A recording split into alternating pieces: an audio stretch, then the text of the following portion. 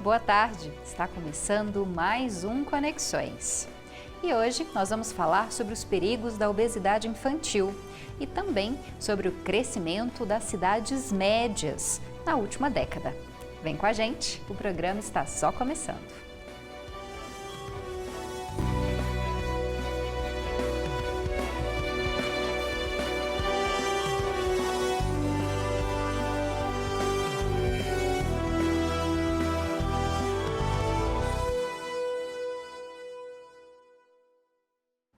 Seja bem-vindo e bem-vinda, você que nos acompanha na TV UFG. Como sempre, eu começo o programa fazendo a minha descrição física e a descrição física do intérprete que está aqui no estúdio ao meu lado. E hoje, o intérprete é o Diogo Marques. Boa tarde, Diogo. Seja bem-vindo ao Conexões novamente.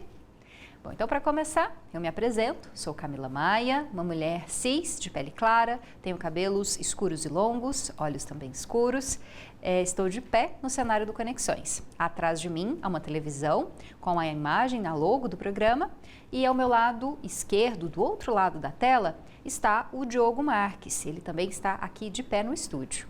Ele é integrante do Laboratório de Tradução Audiovisual Acessível, o LabTAV, e se descreve como um homem de pele parda, com cabelos castanhos, acobreados e olhos azuis. Bom, a gente já começa falando do nosso principal tema e que já foi assunto aqui no Conexões alguns dias atrás, o aumento da obesidade infantil. O número de crianças e adolescentes com excesso de peso aumentou no país entre 2019 e 2021. Período que abrangeu a pandemia de Covid-19. Segundo o levantamento do Observatório de Saúde na Infância, da Fiocruz, houve um crescimento de 6% do número de crianças com até 5 anos de idade que apresentam sobrepeso. Entre aqueles com 10 a 18 anos, o crescimento foi de 17%. O excesso de peso inclui tanto os casos de sobrepeso quanto os de obesidade. Segundo os pesquisadores, a diminuição de exercícios físicos e o aumento do consumo de ultraprocessados durante a pandemia são as principais explicações para os problemas. A comparação com outros países mostra que a situação do Brasil é crítica. Em 2022, ano passado, havia 3 vezes mais crianças com excesso de peso do que a média global. Já a média nacional de adolescentes com excesso de peso é quase o dobro da média global. Bom, e para explicar para a gente causas e consequências da obesidade infantil, nós vamos conversar agora com o médico gastroenterologista Jofre Rezende. Ele que vai aparecer aqui na tela para conversar com a gente a respeito desse tema. Olá, Jofre, muito obrigada pela sua presença. Seja bem-vindo aqui ao Conexões. Boa tarde, é um prazer estar com vocês. Jofre, vou te pedir para fazer uma descrição física sua, bem rápida para o nosso público cego e de baixa visão te conhecer um pouco. Eu sou moreno, tenho 40 anos, 1,80 m, 90 quilos, cabelo preto e uso um bigode. Bom, queria que você começasse explicando para a gente um pouco mais sobre esses dados que a gente falou, né, de aumento de sobrepeso, obesidade em crianças e adolescentes, principalmente durante a pandemia, né? O que leva a esse aumento de peso e também quais são os riscos para crianças e adolescentes que estão acima do peso recomendado? Tá. Como você mencionou, o aumento do consumo de alimentos industrializados, ultraprocessados, é um fator importante. Agora, não foi falado, e é muito importante, a questão do uso de eletrônicos. A gente fala sobre o tempo de tela. Então, hoje, em pediatria, quando a criança está em acompanhamento, é preciso saber quantas horas do dia a criança passa com o celular na mão. A gente chama essa faixa que você falou, dos 5 anos, de geração TikTok. Então, muitas vezes, os pais, para acalmar a criança ou alguma coisa, entregam o celular na mão. E acaba que a criança, com o eletrônico, ela acaba deixando de lado outras brincadeiras que gastariam energia, como correr na rua, tem a questão da segurança também. Então, acaba que esse gasto energético menor das crianças de hoje, associados ao aumento do consumo de industrializados, a facilidade de se pedir uma comida. E eu acho que uma coisa muito importante que talvez não foi levado em conta é o comportamento alimentar dos pais. Essas crianças de 5, de 10 anos, elas não fazem compras, elas compram os alimentos ofertados pelos pais. Então, é muito importante, não tem como tratar a obesidade infantil sem tratar a família como um todo. Jofre, para a gente explicar um pouquinho melhor até esses dados, quando a gente fala de sobrepeso e obesidade, qual é a diferença entre esses dois estados e como identificar que uma criança está acima do peso? É sempre bom fazer um acompanhamento com o pediatra, pesá-la? Explica para a gente. Tá. Quando a gente fala em adultos que não estão em fase de crescimento, o diagnóstico é mais simples. A gente basta ter o peso e a altura do paciente. Se ele for adulto, eu chego num cálculo do IMC, que a gente divide o peso pela altura ao quadrado. Em crianças que estão em fase de crescimento, o cálculo ele não é tão simplista, porque ele envolve curvas de crescimento, que é o que a gente chama de percentis. Então, aquela criança, aliás, toda criança que está em fase de crescimento, ela precisa estar sob o acompanhamento de um pediatra. É o que chamamos de puericultura, para saber se a criança está tendo um crescimento adequado para a idade. E aí, nessas consultas, o pediatra vai colocar no percentil e, além do crescimento, ele avalia o peso para a idade. Então, o diagnóstico ele tem da obesidade infantil, na maior parte das vezes, ele é feito em consultório médico, no consultório de uma consulta de rotina de um pediatra. As consequências são as comorbidades, são outras doenças que a obesidade traz consigo. Por exemplo, pressão alta, colesterol alto, diabetes, gordura no fígado, todas essas doenças que podem dar em adultos pela obesidade, ela pode dar em criança. E uma criança obesa, ela tem muito mais chance de se tornar um adulto obeso do que uma criança de peso normal para um adulto se tornar obeso. Doutor Jofre, em relação às consequências para o crescimento, para o desenvolvimento físico e mental dessa criança, sobrepeso e obesidade podem atrapalhar o desenvolvimento, por exemplo, de uma criança de 5 anos, que a gente falou, né, que há um número alto de crianças nessa idade já com sobrepeso? Bom, perfeitamente. Em primeiro lugar, se nós formos avaliar a questão física, o desenvolvimento físico, o excesso de gordura corporal, ele altera toda a dinâmica hormonal do corpo. Então, nos meninos, em que vai chegar uma hora em que a testosterona ela é necessária para o desenvolvimento de características masculinas, se eu tenho muita gordura, aquele estrogênio ele vai se converter em outro hormônio, que é a progesterona, e acaba não desenvolvendo características masculinas ou algo do tipo.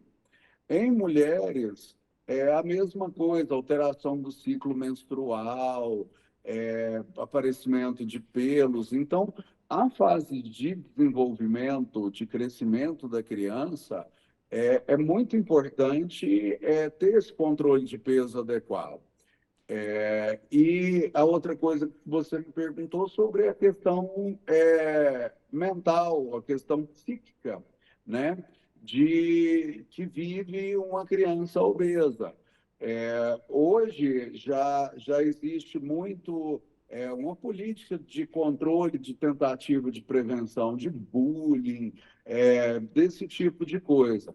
Mas ainda existe muito isso, e existe aquele bullying velado, né? A gordofobia velada, que ela se começa a se manifestar desde o colégio, desde a infância, que é aquela criança que é mais gordinha e ela é segregada, ela não é escolhida ali para uma brincadeira. Bom, doutor Jofre. Então, isso tudo gera alterações no desenvolvimento psíquico da criança. Bom, para a gente encerrar a nossa conversa, o senhor pode dar dicas para pais responsáveis, familiares, que perceberem que há já um início, né, de sobrepeso ou já há uma criança obesa, uma criança e um adolescente, para como ajudar essa criança, né? O senhor citou muito bem os hábitos familiares, os hábitos alimentares da família, né? Toda a família tem que estar junto nesse processo, né, de se tornar mais saudável. Assim, a gente trabalha com obesidade há bastante tempo e eu nunca vi uma criança obesa cujos dois pais são magros. Então, o pai, é o primeiro passo. Pai e mãe, está preocupado que o filho está gordinho? Vamos subir na balança. Vamos olhar para si. Será que é condizente eu estar obeso, sedentário, com excesso de consumo de bebida alcoólica e estar preocupado com meu filho? Então, assim, a criação é reflexo da gente. Então, a gente tem que analisar a questão do comportamento dos pais. Em segundo lugar, o acompanhamento com um pediatra.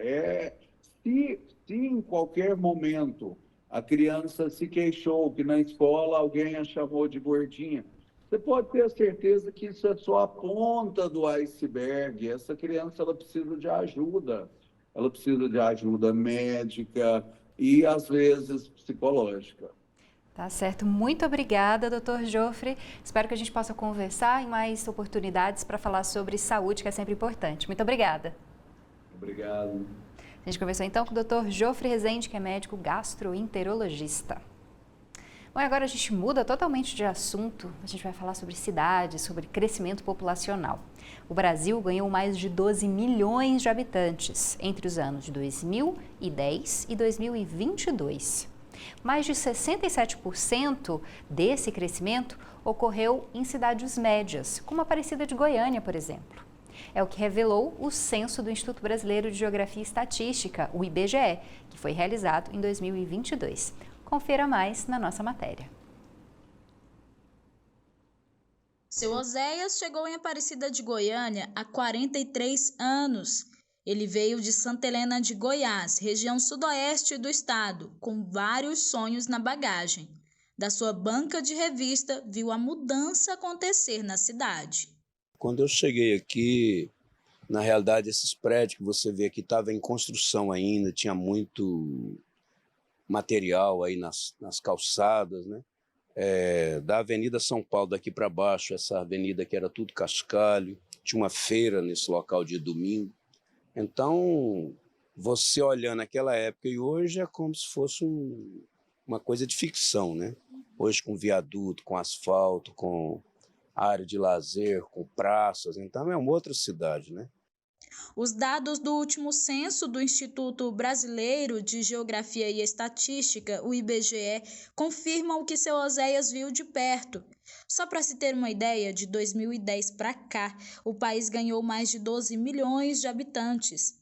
67% foram para cidades médias. A pesquisa revela um retrato do Brasil. O Centro-Oeste foi a região que teve maior crescimento populacional do país. Ainda assim, é a menor das 5 regiões. O estado de Goiás é o que tem o maior número de habitantes aqui do Brasil Central. E aqui, assim como no restante do país, foram as cidades médias, aquelas entre 100 e 499 mil habitantes, que alavancaram esse crescimento.